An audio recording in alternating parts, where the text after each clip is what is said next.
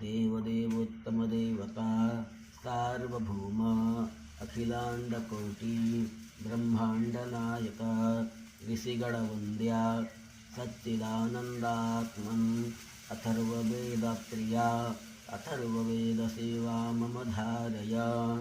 श्रीगुरुभ्यो नमः। हरिः ओम्।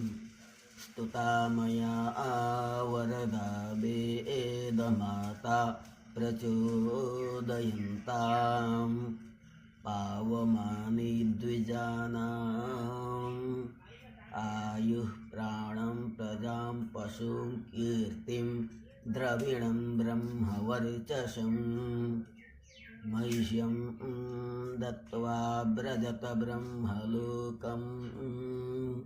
हरिः ओम्।